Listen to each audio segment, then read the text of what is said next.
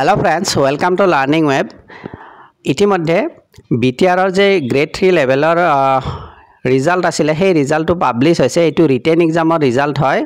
আৰু এটো graduate level হয় গ্ৰেজুৱেট লেভেলৰ যি সকলে ৰিটেন এক্সাম দিছিলে সেই ৰিটেন এক্সামৰ ৰিজাল্ট প্ৰকাশ পাইছে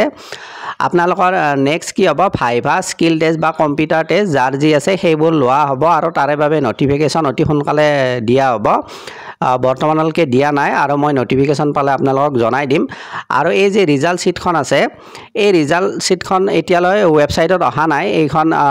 এটা নিউজ আৰ্টিকলৰ কাটিং হয় তাতে প্ৰকাশ পাইছে আপোনালোকে নিজৰ ৰোল নম্বৰটো ইয়াত মিলাই চাব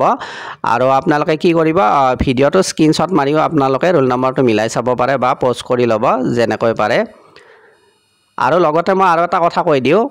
এতিয়া এটো গ্ৰেজুৱেট লেভেলৰে মানে কি ৰিজাল্ট দিছে আৰু এটো প্ৰভিজনাল মেৰিট লিষ্ট হয় এখন ফাইনেল নহয় ফাইনেল কেতিয়া হ'ব আপোনালোকৰ যেতিয়া ভাইভা হৈ যাব বা স্কিল টেষ্ট হৈ যাব হেতু আপোনালোকে জানে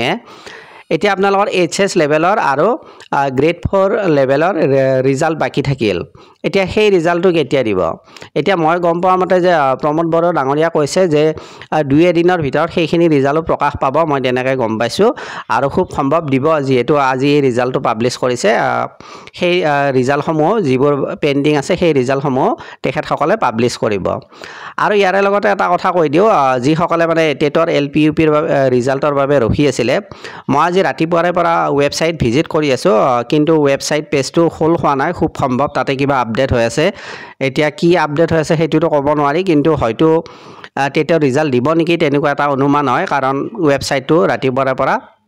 খোল হোৱা নাই তো তাতে কিবা আপডেট হৈ আছে